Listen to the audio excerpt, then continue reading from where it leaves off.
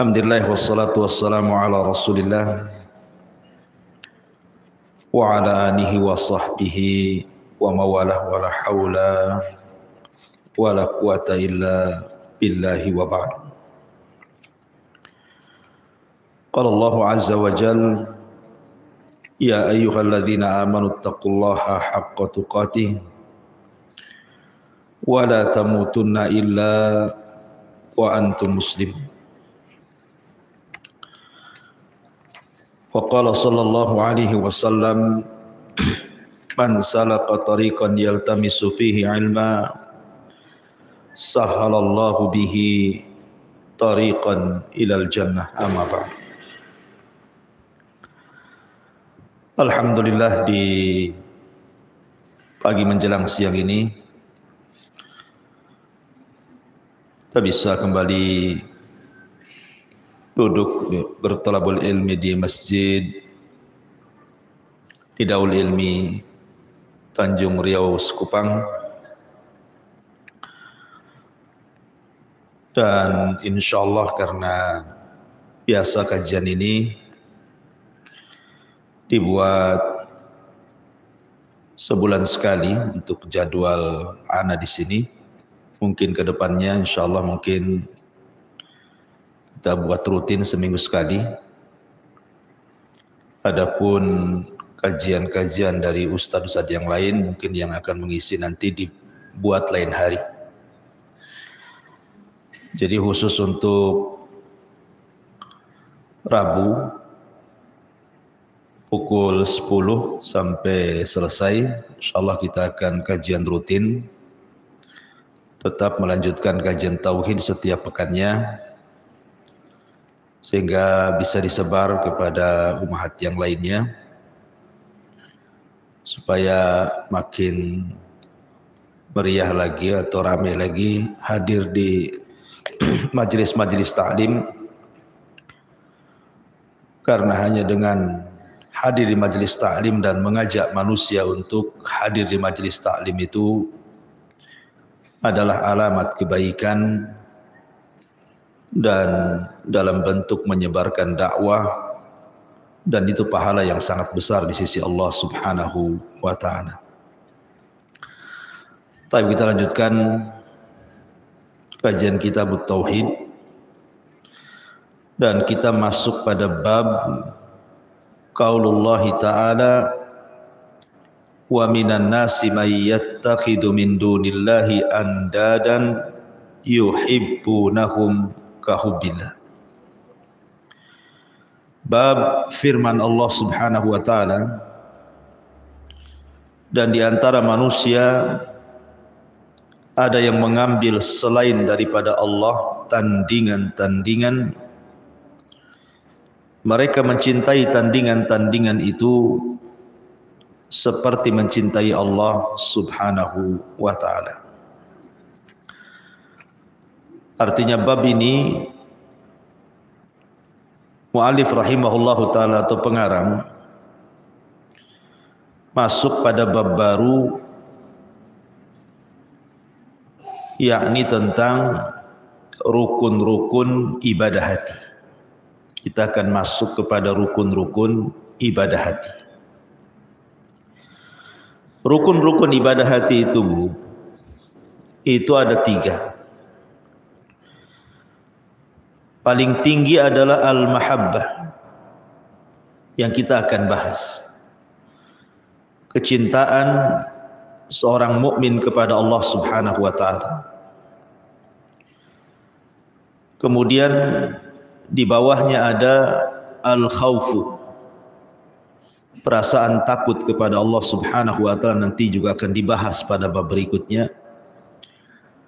Kemudian yang ketiga ar-raja'u, pengharapan besar akan rahmat Allah Subhanahu wa ta'ala. Inilah 3 perkara yang disebut dengan rukun-rukun ibadah hati. Dan ibadah hati itu jauh lebih mulia dibandingkan ibadah badan. Karena diterima dan tidaknya ibadah badan itu ditentukan dengan ibadah hati. berdasarkan sabda Nabi sallallahu alaihi wasallam, ala wa inna fil jasadi mudghah idza saluhat saluhal jasadu kullu wa idza fasadat fasadal jasadu kulluh ala wa hiyal qalb. Ingatlah, dalam badan manusia itu tergumpal daging. Kalau dia baik, baik semua badannya. Kalau dia jahat, jahat semua badannya. Kemudian Rasul mengatakan, itulah hati. Dari hadis ini menunjukkan bahwa ibadah hati itu menentukan ibadah badan. Pembahasan di pagi menjelang siang ini kita akan masuk pada ibadah-ibadah hati yang merupakan rukun-rukun ibadah. Karena ibadah itu ada rukunnya, ada syaratnya. Kalau syarat ibadah sudah ma'ruf, tidak bisa ibadah diterima kecuali dua syarat. Pertama ikhlas, yang kedua mencontoh Nabi.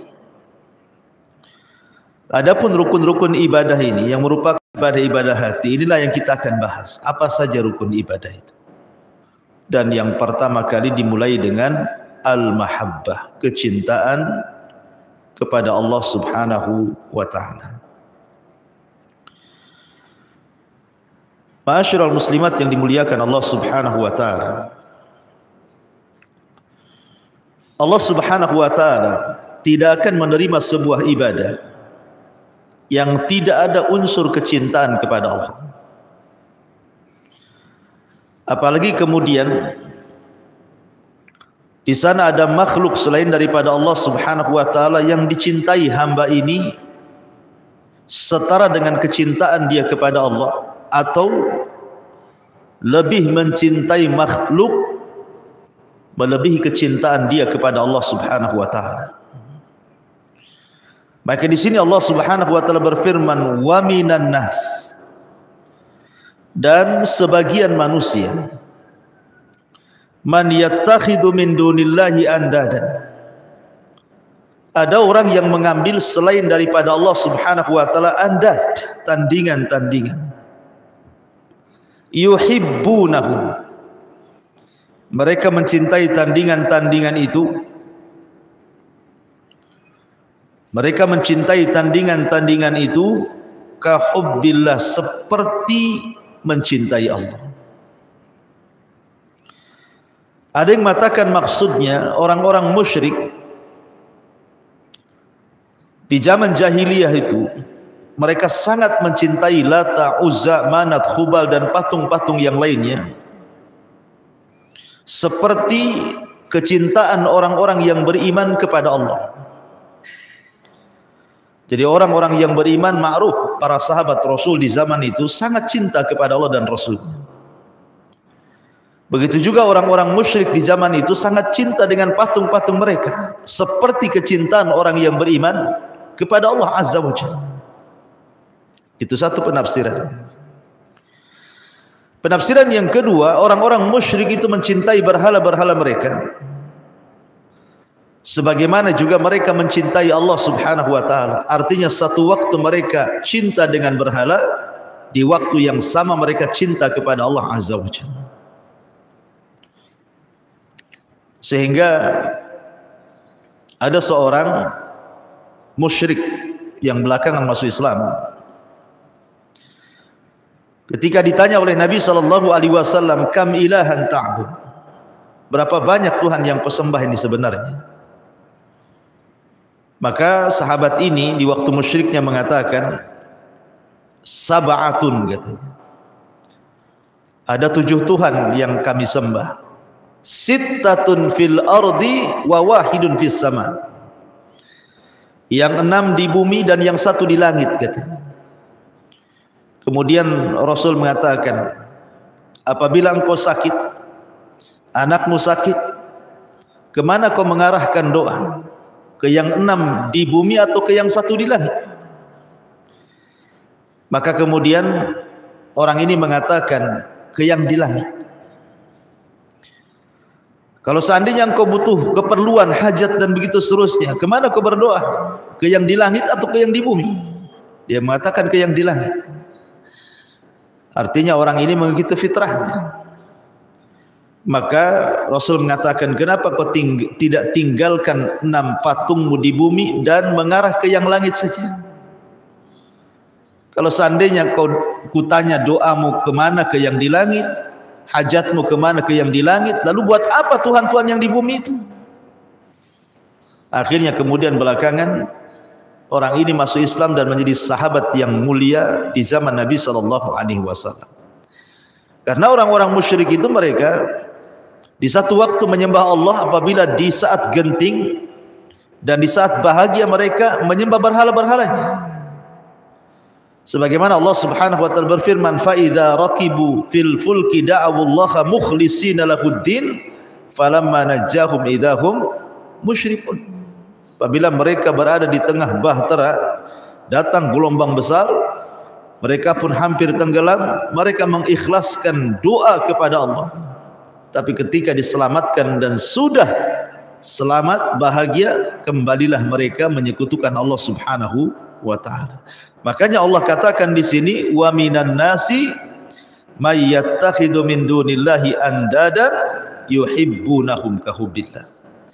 Dan di antara manusia ada yang menyembah selain daripada Allah, mengambil tandingan-tandingan mencintai mereka seperti kecintaan kepada Allah Subhanahu wa taala.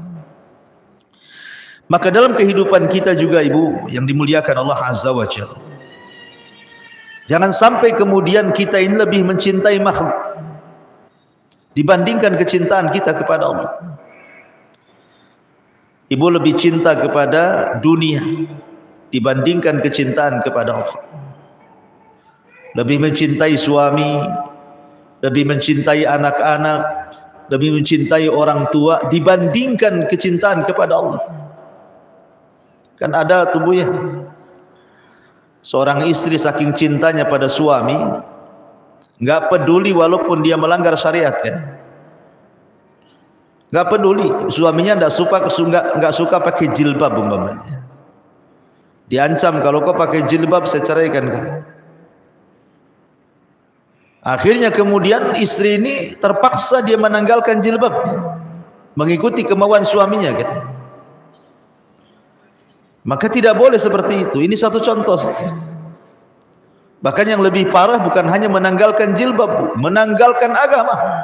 Agama ditinggalkan hanya karena cinta kepada suami, cinta kepada harta suami, cinta karena suami siap memberikan apa saja dari kebutuhan dunianya. Betapa banyak istri-istri yang murtad dan mengikuti agama suaminya. Apalagi di Batam ini Bu ya. Ada orang lokal kawin sama orang luar, dapat bule kan. Lah itu. Saya dulu punya tetangga masih di Batam Center, mungkin pernah saya ceritakan. Jadi tetangga saya ini kawin sama orang lokal. Dia muslimah. Orang lokalnya juga non-muslim, orang Nasrani. Akhirnya kemudian setelah menikah murtad dia Bu, jadi Nasrani. Wanita ini murtad jadi Nasrani. Akhirnya suaminya selingkuh Bu sama wanita muslimah. Tiba-tiba suaminya masuk Islam, kemudian cerai dengan istri yang pertamanya. Istri yang pertamanya tetap Nasrani padahal dulunya muslimah. Yang suaminya yang ngajak istri pertamanya masuk Nasrani karena kepincut dengan wanita yang muslimah, masuk Islam pula dia. Coba bayangkan. Kehidupan nih kayak gini, tertukar-tukar agama. Ini fakta, bukan hoak Bu. Begitulah ketika tidak tertanam perasaan cinta kepada Allah dan Rasulnya, bukan hanya menanggalkan jilbab saja, akidah agama bisa ditanggalkan. Naudzubillah. Makanya kenapa kemudian dalam bab ini kita harus menanamkan kecintaan kita kepada Allah, agar jangan sampai kecintaan kita kepada Allah dilebihkan dengan kecintaan kepada yang lain. Sebab kalau itu terjadi fatal, akan terjadi kesyirikan. Lalu pertanyaannya, kenapa kita harus cinta Allah? Kita renungkan sedikit, Bu, ya. Kenapa kita harus cinta kepada Allah Azza wa Jalla? Allah Subhanahu wa taala sudah menciptakan kita ini fi ahsani taqwim, dalam bentuk yang sebaik-baiknya. Tidak ada makhluk sebaik ciptaan Allah kepada manusia. Kita tidak diciptakan seperti binatang yang tidak punya akal. Kita tidak seperti syaitan yang dilebihkan kejahatannya dibandingkan kebaikan. Tapi Allah Subhanahu wa taala ciptakan kita ini sebaik-baik bentuk. Fisiknya ya indah melebihi semua makhluk. Kemudian juga Allah berikan akal berfikir. Itulah kenapa kita cinta dengan Allah. Kenapa kita cinta kepada Allah Subhanahu wa taala? Ketika kita masih di perut bayi ibu kita, Allah berikan rizkinya kepada kita 9 bulan. Siapa kasih makan? Allah Subhanahu wa taala. Kemudian ketika terlahir ke bumi, Allah Subhanahu wa taala berikan pandangan, berikan penglihatan, berikan akal pikiran sampai kemudian besar. Sampai akhirnya dengan akal dan pemikiran itu dia menjadi cerdas. Sebagian mereka ada yang berprofesi menjadi dokter, dosen, pilot, tentara, menteri dan begitu seterusnya. Itu semua pemberian Allah Subhanahu wa taala. Allah Subhanahu wa taala sayang kepada kita melebihi kemurkaannya. Makanya kita cinta dengan Allah. Seandainya Allah Subhanahu wa taala melebihkan kemurkaannya dibandingkan rahmatnya, boleh jadi setiap manusia yang berbuat maksiat langsung diazab. Tidak ada manusia yang selamat di permukaan bumi kalau seperti itu. Tapi karena Allah Subhanahu wa taala rahmatnya jauh lebih luas dibandingkan murkanya, makanya kalaupun di antara kita ada yang bermaksiat kepada Allah Azza wa Jalla, Allah masih menunggu taubatnya. Allah masih memberikan kesempatan, akan diberikan rahmat kepadanya. Itulah kenapa kita cinta dengan Allah. Allah sayang dengan kita. Ma'asyiral muslimat yang dimuliakan Allah Subhanahu wa taala. Dan kalau Allah Subhanahu wa taala sudah cinta dengan kita karena kecintaan kita kepada Allah, maka kehidupan kita akan senang. Saya contohkan satu hadis. Nabi SAW pernah mengatakan, apabila seseorang itu dicintai oleh Allah Subhanahu wa taala, innallaha idza ahabba 'abdan nadahu Jibril. Allah Subhanahu wa taala kalau cinta sama kita, hambanya, maka Allah akan panggil malaikat Jibril. Kemudian Allah akan berfirman kepada Jibril, ya Jibril, inni uhibbu fulana, aku cinta sama si fulan. Fahibbahu, kau harus cinta juga dengan dia. Maka Nabi mengatakan, maka Jibril pun cinta dengan hamba yang dicintai Allah Subhanahu wa taala. Kemudian Jibril memanggil seluruh malaikat-malaikat Allah. Bayangkan beberapa jumlah malaikat itu. La ya'lamu junuda rabbika illahu. Tidak ada yang tahu jumlah malaikat Allah itu kecuali Allah. Sebanyak itu malaikat dipanggil oleh Jibril. Kata Jibril, ya malaikat Allah, innallaha yuhibbu fulanan fahibbuh. Wahai malaikat-malaikat Allah dimanapun kalian berada, Allah cinta dengan si fulan, maka kalian harus cinta juga dengan si fulan. Kata Rasul, maka seluruh malaikat cinta kepada si fulan. Subhanallah. Siapa di antara kita, Bu, yang ingin nama kita disebut-sebut di hadapan Allah? Kemudian Allah menyebut-nyebut nama kita di hadapan para malaikat Allah. Kalau Allah Subhanahu wa taala sudah cinta dengan kita, apapun yang kita hajatkan pasti dikabulkan. Sebagaimana Nabi sallallahu alaihi wasallam mengatakan, "Wala yazalu 'abdi yataqarrabu bin nawafil hatta uhibbahu.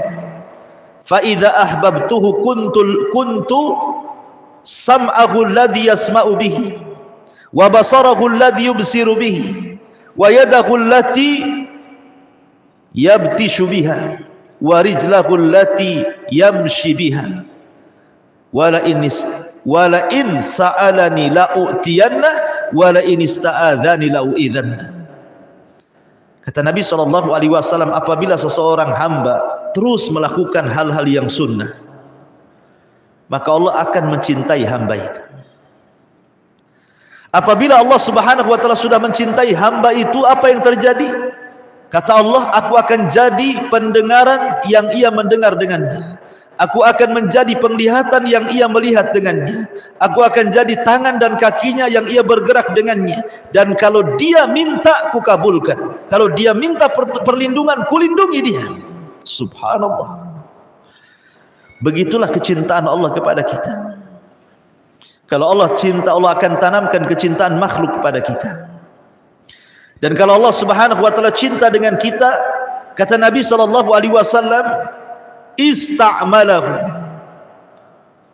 Sahabat bertanya, apa ista'malahu ya Rasulullah? Kata Nabi SAW, yuhayyi lahu husnu khawatimi. Allah akan sediakan kepadanya akhir yang baik bagi kehidupannya.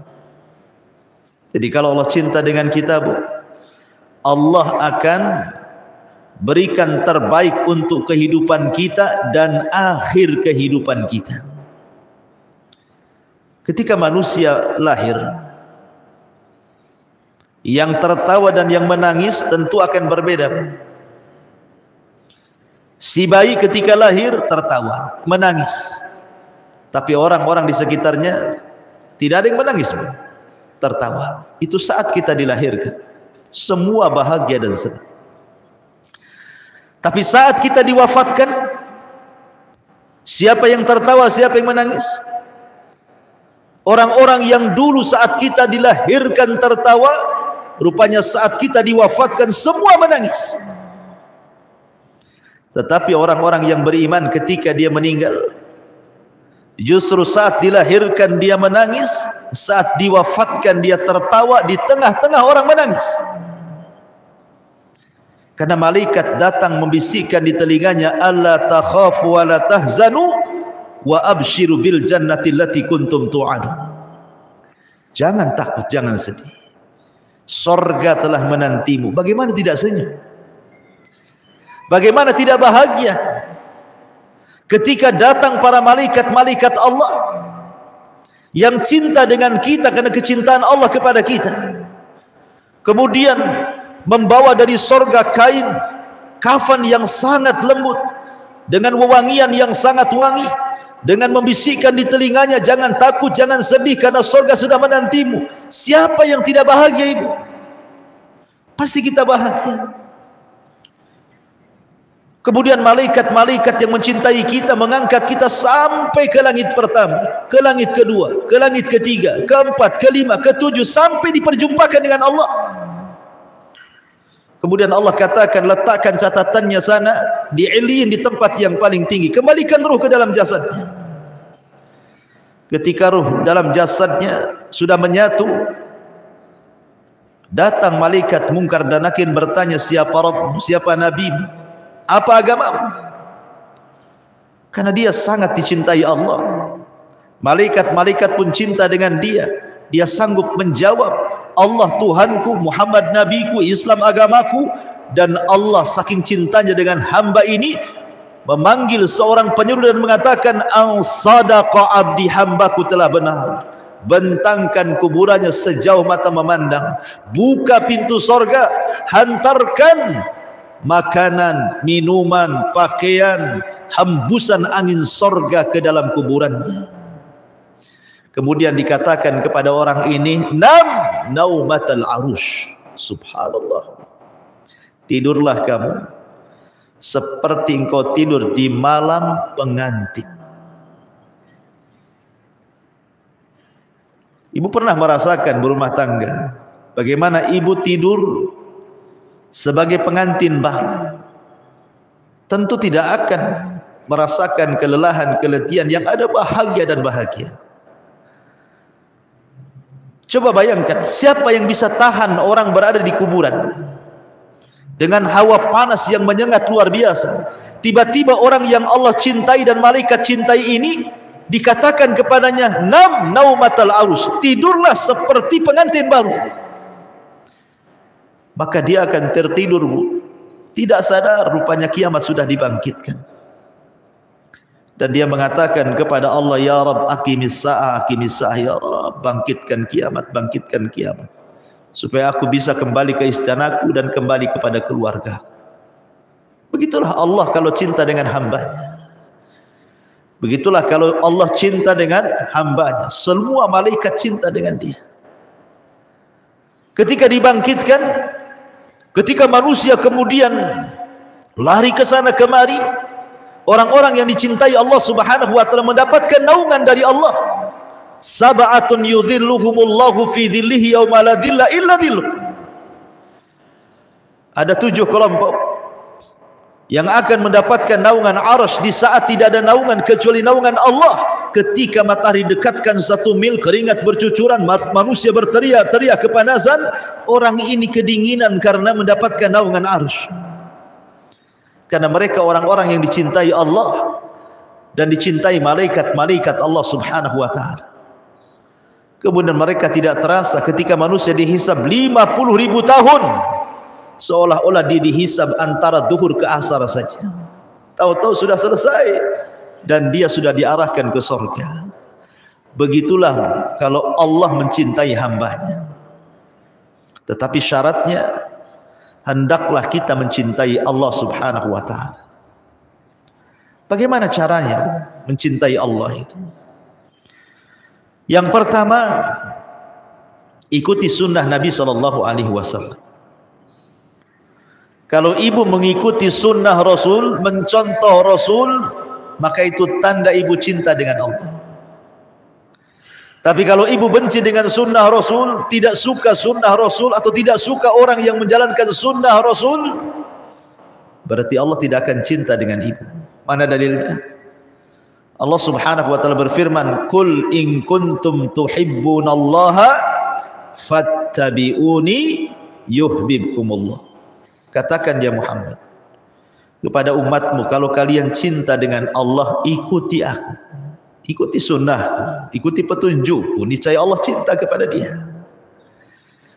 Jadi syarat mendapatkan kecintaan Allah itu ikuti sunnah Nabi. Ikuti sunnah Nabi SAW. Sekecil apapun sunnah, ikuti. Sekemampuan kita tentunya. Yang bisa kita lakukan, lakukan. Kemudian yang kedua, orang yang dicintai Allah Subhanahu wa taala adalah orang yang punya akhlak, terutama tawadhu. Karena Allah tidak suka orang-orang yang sombong. Dan Allah suka dengan orang-orang yang tawadhu, rendah diri. Jangan menyombongkan di hadapan Allah seperti menyombongkan Namrud, Fir'aun, Qarun dengan kekayaannya di hadapan Allah Azza wa Jalla. Dan itu terjadi. Lihat, gara-gara jabatan, gara-gara pangkat, gara-gara kedudukan, dia berani meninggalkan sholat. Hanya gara-gara nggak dapat rapat kabinet, rapat apa gitu kan. Rela dia meninggalkan sholat padahal muslim. Padahal mungkin dulu sebelum menjabat, sebelum mendapatkan kedudukan, dia masih bisa lah sholat. Tapi ketika sudah ada jabatan, hilang pula sholat pada dia. Mementingkan rapatnya dibandingkan sholatnya. Padahal rapat itu kan terkadang untuk menyelesaikan sebuah permasalahan. Dan solat itu kunci penyelesaiannya, bukan rapatnya, solatnya sebenarnya. Kalau orang-orang yang rapat sedang memecahkan masalah itu, dia solat dulu, waktunya solat. Minta kepada Allah solusinya. Nanti ketika masuk rapat itu, nanti Allah kasih solusinya tuh. Sebab kalau seandainya menyelesaikan permasalahan, apalagi permasalahan besar, kalau Allah tidak ikut campur tangan dalam masalah itu, mungkinkah masalahnya akan terurai? Tidak mungkin, mustahil. Tapi kalau Allah ikut campur menyelesaikan masalah dalam rapat itu, masalah besar pasti Allah uraikan, pasti Allah carikan jalan keluarnya. Tapi kalau mereka menjauh dari Allah dengan cara menjauh daripada solat, mementingkan rapatnya, sombong dia, seolah-olah dia bisa menyelesaikan masalah tanpa Allah Subhanahu wa ta'ala. Qarun, Namrud, Firaun, seperti itu. Allah tidak suka dengan orang-orang yang sombong. Allah suka dengan orang-orang tawadhu, orang-orang yang rendah diri, tidak menyombongkan dengan kekayaannya. Waktu miskin, Masya Allah, datang ke pengajian, rajin sholat, rajin ibadah, sudah kaya, bisnis banyak, sibuk dia mencari harta, lupa juga dia ibadah kepada Allah, sombong dengan hartanya. Dia tidak paham bahwa harta itu pemberian dari Allah yang harus dihadapi dengan syukur, bukan dengan kufur. Jadi yang kedua, tawadhu. Kemudian yang ketiga, tanamkan di hati kita ini loyalitas yang kuat kepada wali-wali Allah. Cintai para ulama, cintai orang-orang yang beriman, cintai orang-orang yang seakidah dengan kita, hargai mereka. Dan itu disebut dengan al-wala wal bara namanya. Al-wala itu mencintai Allah, mencintai Rasul, dan mencintai orang-orang yang beriman. Itu harus ditanamkan. Cinta dengan orang-orang yang beriman. Kemudian juga di antara bentuk kecintaan kita kepada Allah Subhanahu wa ta'ala adalah dengan memperbanyak zikir. Karena menyebut-nyebut itu tanda cinta, Bu ya. Ibu kalau cinta suami kan yang disebut suami saja. Maka kalau cinta kita kepada Allah Subhanahu wa ta'ala, maka sebut-sebut namanya, sebut-sebut asmaul husna, nama-nama Allah yang baik, Ar-Rahman, Ar-Rahim, Al-Malik, Al-Qudus, dan begitu seterusnya. Karena alamatul hub, tanda daripada tanda cinta itu ketika memperbanyak menyebut nama Allah Subhanahu wa ta'ala, dan begitu seterusnya. Baik, kemudian hadis dalil yang kedua, mu'alif rahimahullah ta'ala mencantumkan firman Allah Subhanahu wa ta'ala, Qul in kana aba'ukum wa abna'ukum wa ikhwanukum wa azwajukum wa ashiratukum wa amwalun iftaraftumuha wa tijaratun tahshawna kasadaha wa masakinu tardawnaha ahabbu ilaikum minallahi wa rasulih wa jihadin fi sabilihi fatarabbasu hatta ya'tiyallahu bi amri. Katakan ya Muhammad kepada umatmu, kalau bapak-bapak kalian, anak-anak kalian, saudara-saudara kalian, pasangan-pasangan kalian, keluarga kalian, harta yang kalian cari, perniagaan yang kalian sibukkan, tempat tinggal yang kalian sukai, lebih dicintai dibandingkan Allah dan Rasulnya, dan jihad di jalannya, maka tunggulah sampai Allah datangkan perkaranya. Ma'asyiral muslimat yang dimuliakan Allah Subhanahu wa ta'ala, ayat ini ada yang mengatakan sebab turunnya adalah ketika ada seruan jihad di zaman Nabi SAW. Ada seruan jihad, tapi kemudian banyak orang-orang yang tidak mau terlibat jihad karena sibuk dengan pertanian mereka. Seperti umpamanya di zaman Rasul ada seorang sahabat namanya Ka'ab bin Malik, tidak ikut dalam perang Tabuk. Karena ketika terjadi perang Tabuk itu, Bu, itu kurma lagi panen-panennya. Sementara sebelumnya sudah terjadi paceklik yang berkepanjangan. Tiba-tiba kemudian hilang paceklik, datang hujan, kemudian mulai tumbuh lagi, kemudian kurmanya berbuah dan siap panen, tiba-tiba ada seruan jihad. Ketika orang Madinah itu sedang manen-manen kurma, ada seruan jihad. Tentu Bu, ini harus ada pilihan kan? Tetap di kebun kurma, menikmati kurma dengan panennya, ataukah ikut bersama Nabi SAW jihad? Diuji ini sahabat ini, cinta jihad bersama Allah dan Rasulnya, ataukah cinta pohon kurmanya karena lagi panen-panennya, panen rayanya. Rupanya ada sebagian sahabat yang diuji oleh Allah, rupanya malas jihad, kemudian sibuk dengan panen kurmanya. Dari sini turun ayat ini. Katakan ya Muhammad kepada mereka, jika bapak kalian, anak kalian, saudara kalian, pasangan kalian, keluarga kalian, harta yang kalian cari, perniagaan yang kalian sibukkan dengannya, tempat-tempat yang kalian sukai, kalian lebih cinta dibandingkan Allah dan Rasulnya dan jihad, tunggulah sampai Allah datangkan keputusannya. Jadi ayat ini menunjukkan bahwa tidak boleh mencintai selain daripada Allah ketika dihadapkan kepadanya kecintaan kepada Allah.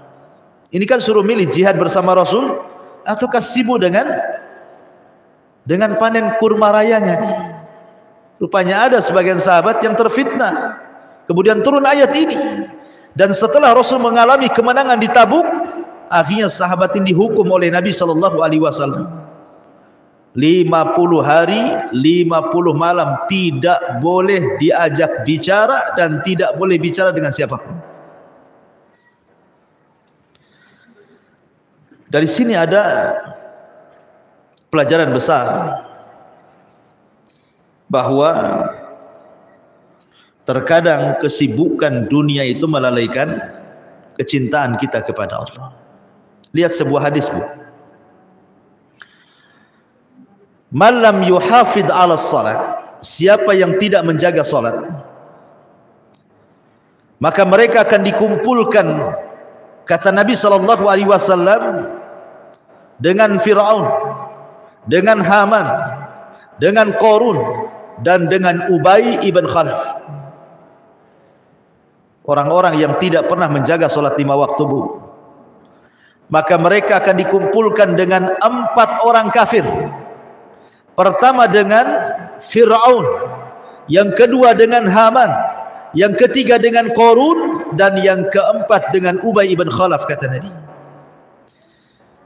Kenapa Nabi SAW menyebutkan 4 kafir ini? Kan banyak lagi kafir-kafir yang lain. Karena yang menyibukkan orang sehingga lalai solat itu profesi 4 orang ini. Pertama Fir'aun. Fir'aun simbol dari sebuah kekuasaan.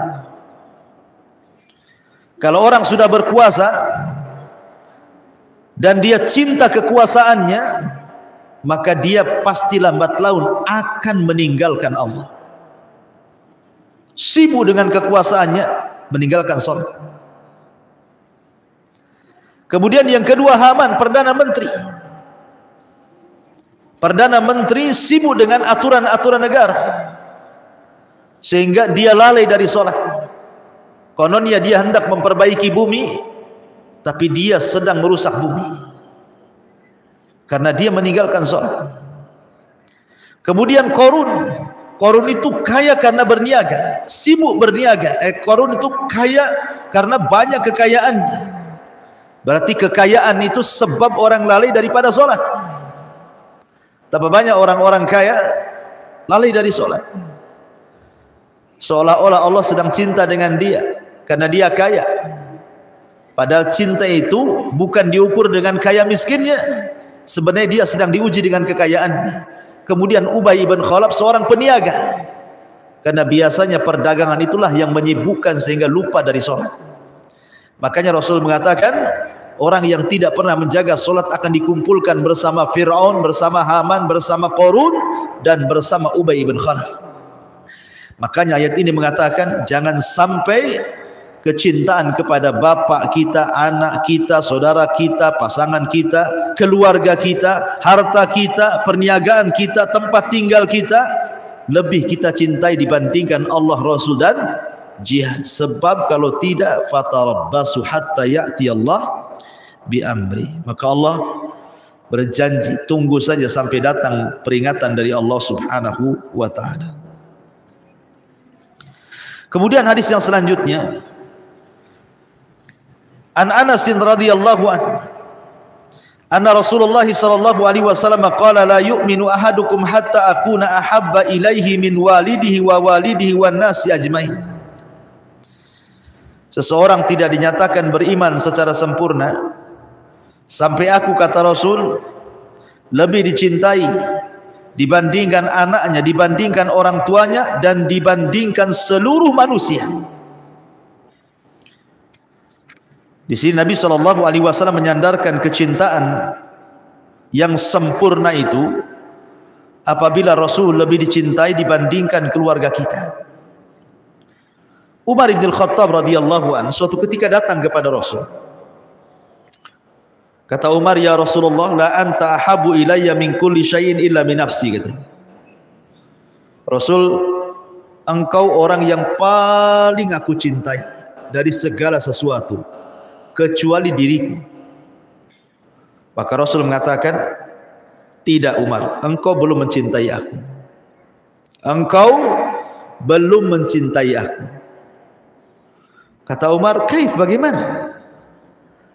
Maka Rasul mengatakan, sampai engkau mengatakan bahwa diriku lebih kau cintai dibandingkan dirimu.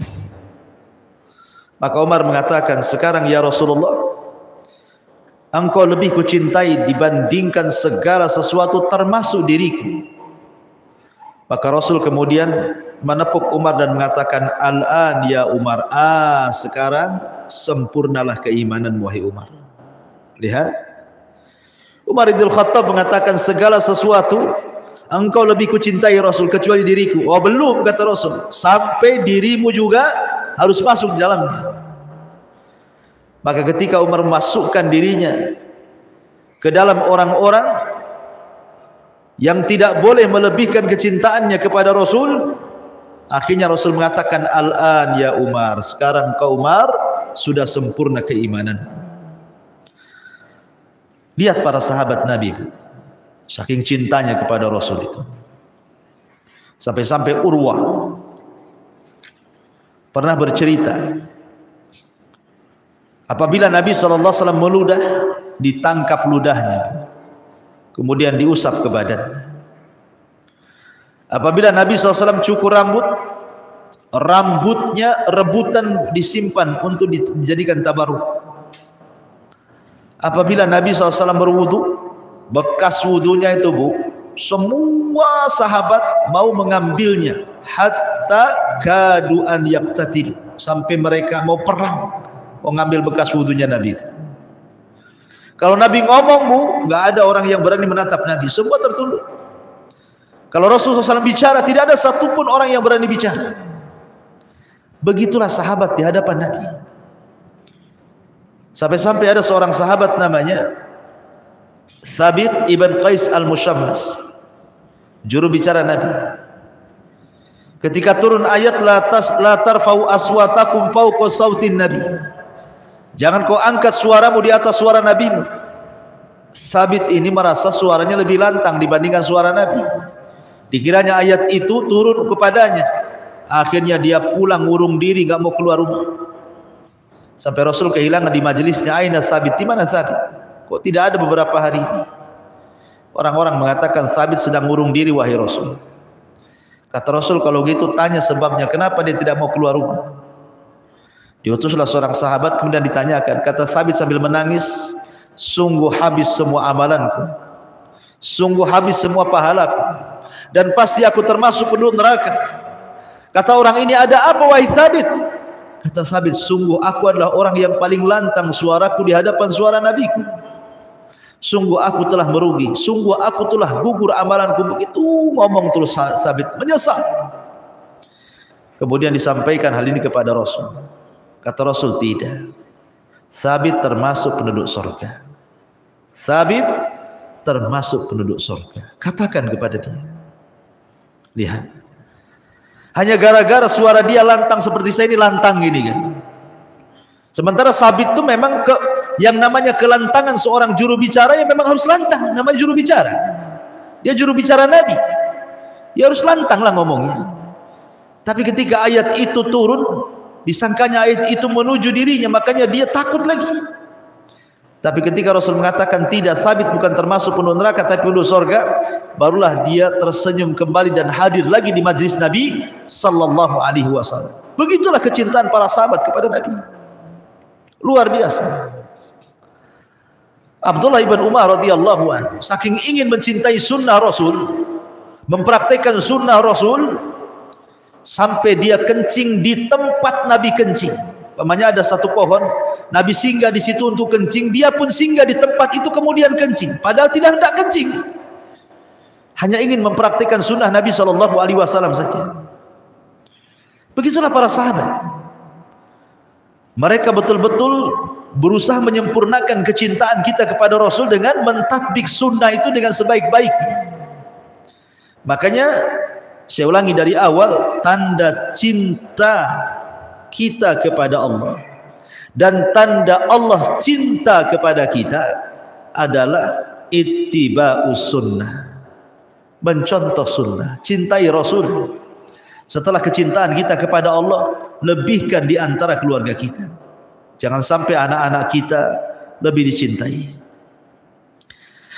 Taib. Kemudian walahu ma'anhu qala Rasulullah sallallahu alaihi wasallam, thalathun man kunna fihi wajada bihinna halawatal iman, an yakuna Allah wa rasulahu ahabba ilaihi mimma siwahuma, wa an yuhibbal mar'u la yuhibbuhu illa Allah, la yuhibbuhu illa lillah, wa an yakraha an ya'udha fil kufri ba'da id anqadahu Allah minhu kama yakrahu an yuqdafa fin nar, wa fi riwayatin la yajidu ahadun halawatal iman hatta ila akhiril hadis.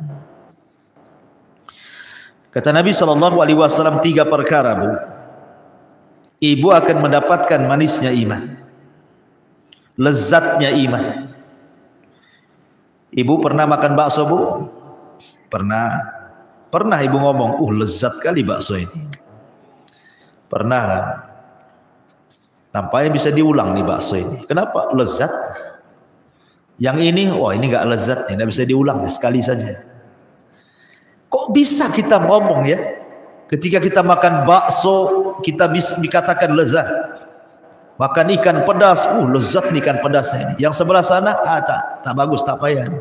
Itu kurang kecutnya. Dia bisa tuh memerinci. Ini kurang kecut, kurang jeruk, kurang ini. Ini lezat nih. Bisa dia mengatakan kemakanan itu lezat. Tapi bisa enggak kita katakan iman ini rasanya lezat sekali, sehingga ibu bisa khusyuk sholat malam sampai tidak ada semut di kaki pun hilang, walaupun lama tak ada semut di kaki. Rasa-rasanya kita ini sulit untuk mengatakan ibadah yang saya lakukan rasanya lezat sekali gitu. Kenapa coba? Kenapa kita tidak bisa mengatakan bahwa sholat yang saya lakukan ini lezat sekali, sebagaimana saya katakan bakso ini lezat sekali? Kenapa? Karena kelezatan iman itu belum ada di hati kita. Di sini Nabi SAW mengatakan 3 perkara Anda akan mendapatkan kelezatan iman, manisnya iman, sedapnya iman. Yang pertama, an yakuna Allah wa rasuluhu, an yakuna Allah wa rasuluhu ahabba ilaihi mimma siwahu. Kalau dia jadikan Allah dan Rasulnya lebih dicintai dibandingkan selain keduanya. Kalau Allah di hati kita, Muhammad sallallahu alaihi wasallam di hati kita, yang lain itu lewat saja, itu mantap. Saya contohkan.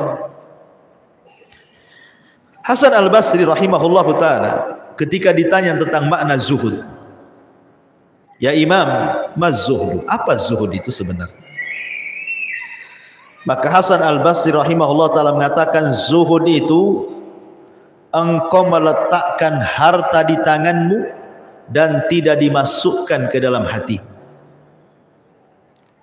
Dari pengertian Hasan Al-Basri tentang zuhud ini, bahwa zuhud tidak mesti harus miskin.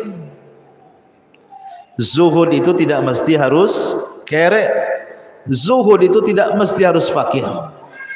Zuhud tidak harus robek-robek pakaiannya. Zuhud tidak harus makan kerak nasi.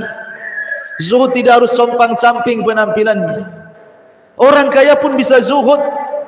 Orang kaya pun bisa zuhud, karena pengertian zuhud itu meletakkan harta di tangan dan tidak meletakkan harta di hati. Kenapa? Karena hatinya hanya untuk Allah saja, tidak mau dikotori dengan dunia. Sehingga ketika orang itu meletakkan harta di tangan dan tidak sampai ke hati, artinya bahwa harta itu hanya perpindahan tangan saja. Kalau harta datang ke tangan, tidak terlalu senang. Kalau harta lepas dari tangan pun tidak terlalu sedih. Kenapa? Karena tidak diletakkan sama ibu di hatimu. Tapi kalau harta diletakkan di hati, datang harta, bahagianya luar biasa. Hilang harta, sedihnya pun luar biasa. Tapi kalau seandainya harta itu di tangan, hanya berpindah saja kan. Kadang-kadang di tangan kita, kadang-kadang tidak di tangan kita. Ya tidak masalah lah, itu kan bukan harta kita, harta Allah. Makanya Sufyan Ats-Tsauri, seorang alim besar, ulama dunia, tapi di satu sisi dia kaya sekali. Dan dia imamnya orang-orang zuhud. Dikatakan kepada Sufyan Ats-Tsauri, ya Sufyan, anta imamuz zahidin. Engkau ini imamnya orang-orang yang belajar zuhud. Tapi anta, maksudnya kau kaya-kaya. Gimana kau bisa zuhud dengan kekayaanmu? Kata Hasan Al-Basri, dia mengatakan, kata Sufyan Ats-Tsauri rahimahullah tadi mengatakan apa? Likai la atamandalu 'alal muluk. Kenapa saya harus kaya? Kata Sufyan Ats-Tsauri, supaya kita tidak mengelap kakinya para raja dengan serbet, katanya. Artinya supaya saya tidak menjilat para penguasa, harus mencari harta kepada penguasa. Ketika saya kaya, saya tidak berhajat kepada penguasa. Saya ngomong apa saja terserah saya. Saya mau nyampaikan yang hak, saya tidak takut dengan penguasa, karena saya tidak diberi makan penguasa. Kenapa saya kaya gitu? Supaya saya tidak ngemis-ngemis kepada para penguasa, tidak menjilat penguasa. Saya bebas ngomong apa saja gitu maksudnya. Itulah kata Sufyan Ats-Tsauri. Itulah hakikat zuhud. Tidak mesti harus miskin zuhud itu. Yang jelas zuhud itu letakkan kekayaan di tangan, jangan letakkan kekayaan di hati. Hati ini milik Allah. Sehingga kalau seandainya datang harta, ya tidak terlalu bahagia sangat. Ketika hilang harta, tidak terlalu sedih sangat. Sekarang praktekan Bu, kalau ibu jatuh dompet di jalan, kira-kira rasanya kayak kiamat kecil atau kiamat besar Bu? Kalau rasa kiamat besar Bu, berarti ibu belum zuhud tuh. Wah, bingung dia. Udah kayak kiamat besar, kayak hilang rumahnya, padahal dompet saja itu. Ya Ustaz, isinya 1 miliar itu di ATM itu. Gitu. Jadi masyarul muslimin yang dimuliakan Allah Azza wa Jalla, mau 1 miliar, mau 2 miliar Bu, kalau kekayaan itu di tangan tidak sampai di hati, itu hanya berpindah saja dari tangan ke tangan. Tidak kepengaruh hati itu. Karena orang yang zuhud itu orang yang paling tinggi tawakalnya dan takdir, keimanannya kepada takdir. Jadi kalau datang nikmat ya tidak terlampau bahagia, kalau datang musibah ya tidak terlampau sedih. Kenapa? Karena hati tidak berubah. Orang zuhud itu tidak akan berubah hatinya. Mau dipuji ya sama saja seperti itu hatinya. Mau dicela juga tidak terpengaruh dengan hatinya. Karena kalau dipuji, hatinya besar, hidungnya membengkak. Kalau dicela hidungnya makin kecil, hatinya mengecil gitu kan. Berarti ibu belum zuhud tuh. Karena hatinya masih bisa berubah dengan pujian dan celaan. Hati orang mulia itu tidak berubah. Mau dipuji ya seperti itu, mau dicela seperti itu.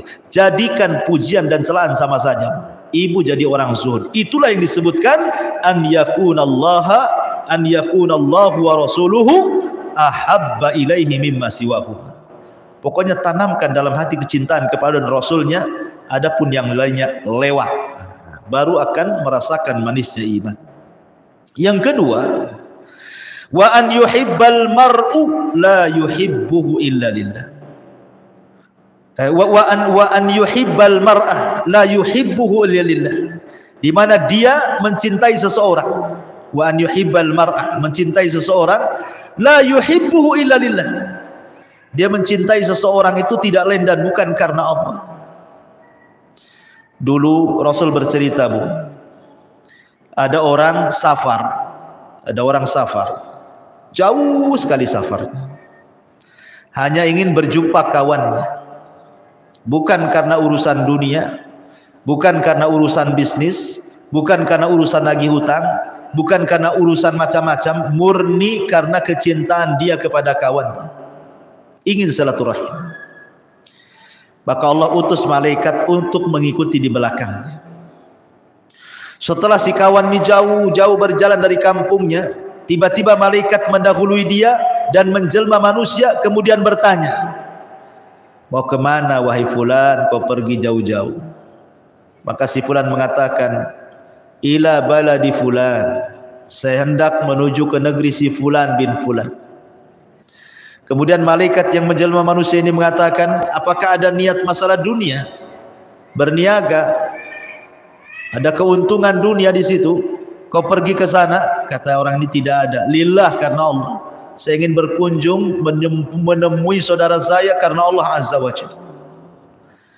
Maka malaikat ini mengatakan, betul, tidak ada niat kecuali itu. Dia mengatakan, ya, tidak ada niat kecuali itu. Maka kemudian malaikat ini mendoakan dengan doa kebaikan kepada orang ini. Tidaklah engkau mengunjungi saudaramu seperti itu kecuali Allah hapuskan dosa-dosa. Dan akan diikuti 70.000 malaikat ketika dia berangkat dan ketika dia pulang.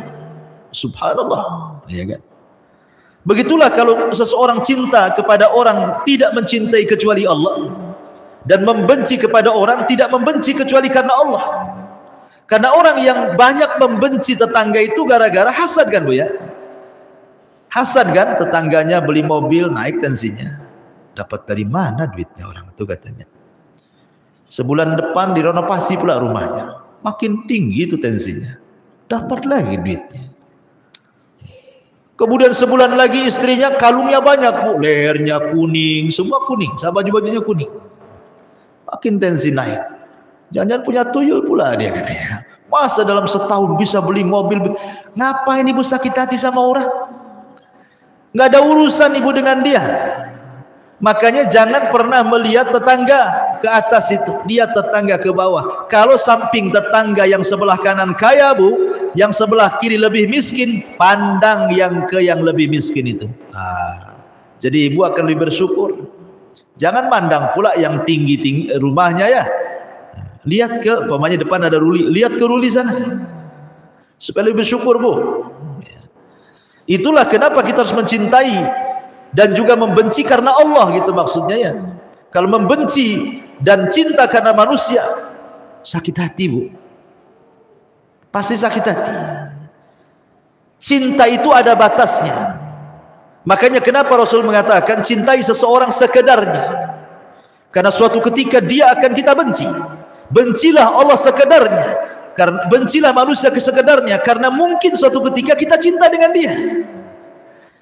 Kalau kita cinta mati dengan dia sekali kemudian kita benci, susah, Bu. Sakitnya tuh di sini, Bu, sampai menusuk ke dada.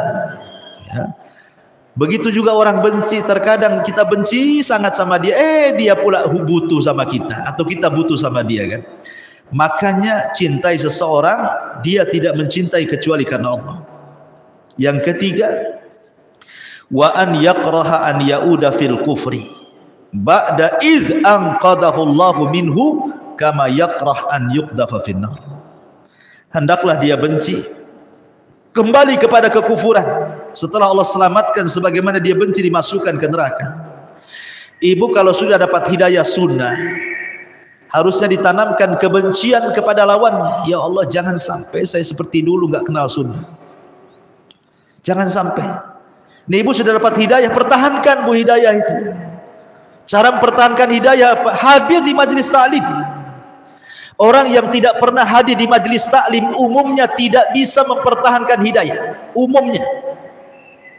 Orang yang jarang hadir di majelis taklim umumnya tidak bisa mempertahankan hidayah. Karena yang bisa menguatkan iman itu adalah hadir di majelis taklim. Ilmu yang menguatkan iman itu.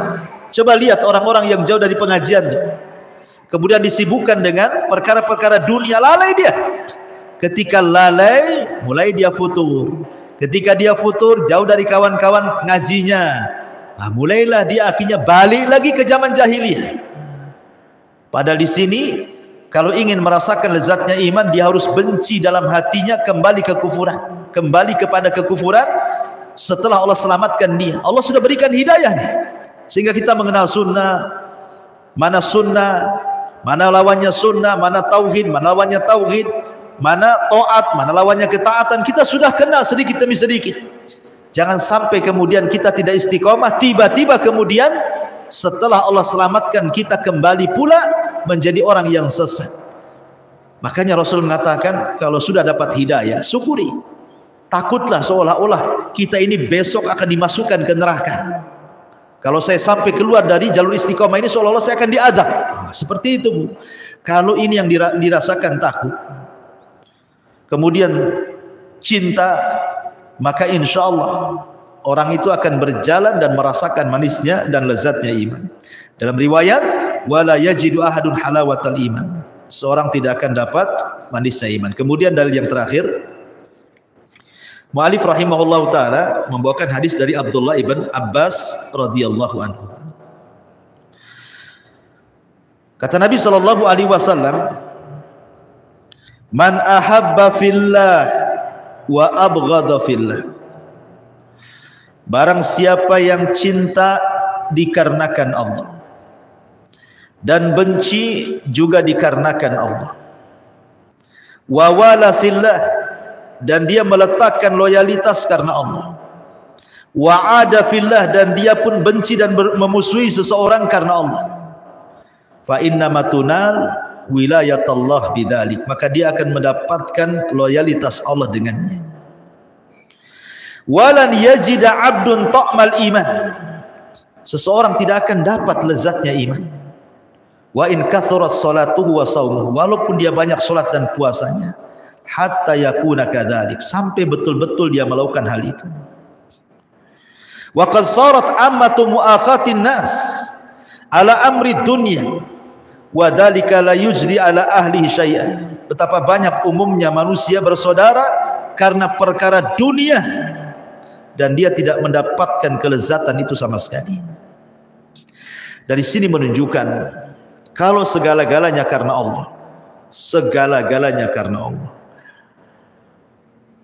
Ibu ketika mencari tempat hunian, anggaplah ibu mencari rumah, tapi ibu karena Allah. Yang dilihat di perumahan itu pertama apa? Tempat ibadah, ada masjidnya tidak. Yang kedua, lihat tetangganya, mayoritas muslim atau tidak. Yang ketiga, macam mana muslimnya, banyak yang menjalankan sunnah atau tidak. Kemudian setelah itu sepakat dengan suami, bang kayaknya cocok di sini. Kenapa? Masjid ada, tetangga semuanya muslimah, muslim, kemudian banyak yang sudah hijrah. Insya Allah bang, kita bisa mempertahankan sunnah iman kita di sini. Kalau itu tujuannya, walaupun hanya sekedar mencari rumah, pasti ibu akan merasakan manisnya iman. Karena bagaimanapun, dalam kaidah itu adalah dahulukan tetangga sebelum rumah. Taqdimul jar ala ad-dar.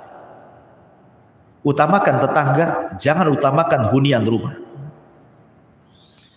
Dari mana dalilnya, Bu? Istri Fir'aun namanya Asiyah bintu Muzahim.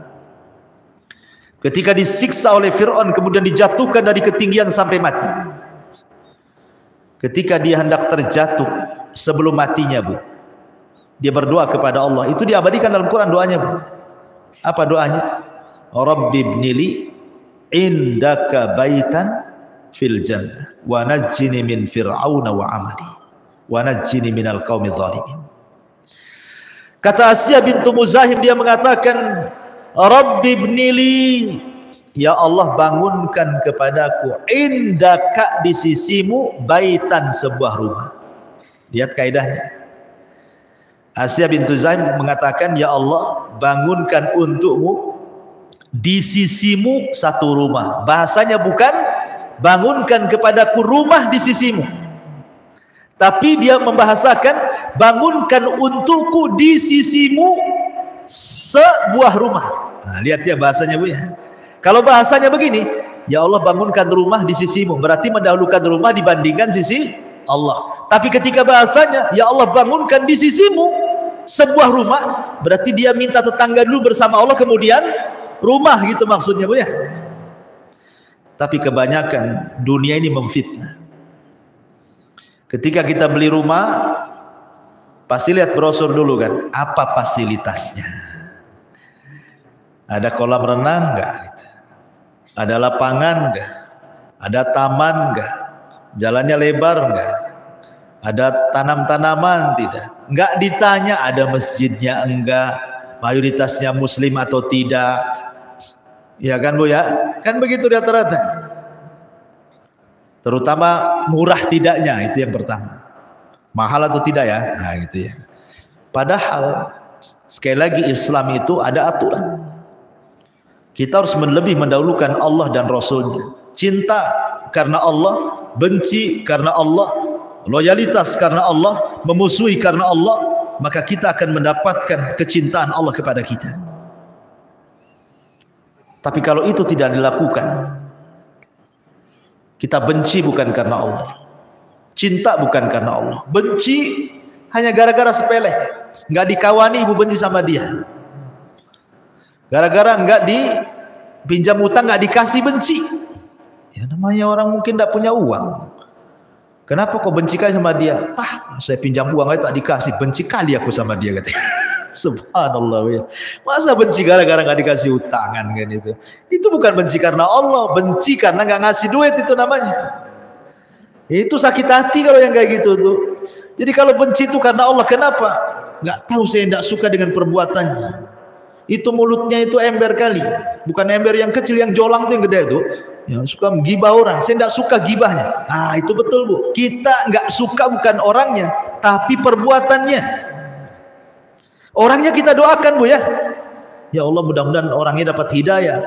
Perbuatannya saya tak suka. Nah, itu namanya benci karena Allah namanya. Cinta karena Allah, Bu. Ada kawan hafal Quran, Masya Allah. Saya suka kali dia itu. Istiqomah.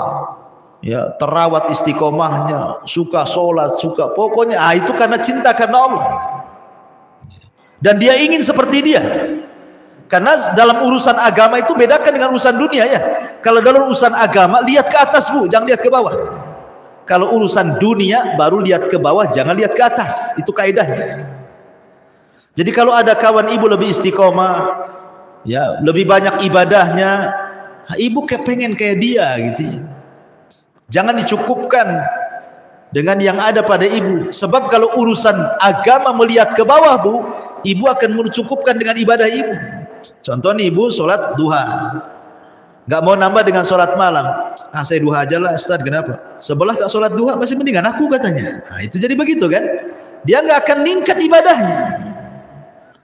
Ya oleh karena itulah maka semua itu kalau ditanamkan karena cinta karena Allah, benci karena Allah, loyalitas karena Allah, memusuhi juga karena Allah, maka dia akan mendapatkan wilayatullah, pasti akan mendapatkan loyalitas Allah subhanahu wa ta'ala. Dan tadi saya sudah katakan di mukadimah, kalau Allah sudah cinta dengan kita, apa yang terjadi, Bu? Allah panggil Jibril. Allah katakan, ya Jibril, aku cinta si Anu, kau harus juga cinta sama si dia. Maka Rasul katakan, maka Jibril pun cinta dengan dia. Ketika Jibril cinta dengan dia, maka Jibril akan panggil semua malaikat Allah satu dunia. langitnya dan buminya, dan mengatakan, wahai malaikat Allah, Allah cinta sama si anu, kalian harus cinta dengan dia. Maka semua malaikat cinta dengan dia. Jadilah dia selebritis langit, walaupun mungkin dia bukan selebritis bumi. Masih mending mana, dikenal di bumi atau dikenal di langit? Bagi orang yang beriman, lebih baik jadi selebritas langit daripada selebritas bumi. Satu dunia kemudian memuji kita, tapi Allah dan malaikat membenci kita. Buat apalah kita hidup di dunia ini? Satu dunia memuji kita, tapi Allah dan malaikatnya benci. Buat apa kita hidup di dunia? Tapi satu dunia manusia benci dengan kita, tapi Allah dan para malaikatnya cinta dengan kita. Itu luar biasa. Makanya Nabi SAW ketika pulang dari Taif, dilempari batu itu, apa kata Rasul? Illam takun alayya sakhatun fala ubali ya Rabb. Asal kau tidak murka denganku, asal ini bukan bentuk kemarahanmu kepadaku, aku nggak peduli apa yang dilakukan orang-orang Taif itu. Apa mereka mau mencaci maki aku, apa mereka mau melempari aku dengan batu, tidak apa-apa kalau ini bentuk, bukan bentuk kemurkaanmu kepadaku. Asal ini bukan kemarahanmu, nggak ada masalah. Tapi kalau ini sudah kemarahanmu, tentu aku tidak bisa menerimanya. Lihat, sampai Rasul mengatakan, mau satu dunia benci dengan kita, kalau bukan karena Allah marah, nggak apa-apa. Yang penting Allah ridho, terserah. Allah ridho, manusia tidak ridho, terserah. Nah, gitu seorang mukmin itu ya, harusnya tertanam seperti itu. Memang berat ya, tetapi harus dilatih. Wallahu a'lam bishawab. Mungkin bab ini sudah rampung. Insyaallah kita masuk ke bab yang lain. Silakan, ada waktu. Kalau ada yang mau bertanya, tafadhali. Kalau tidak ada, kita tutup.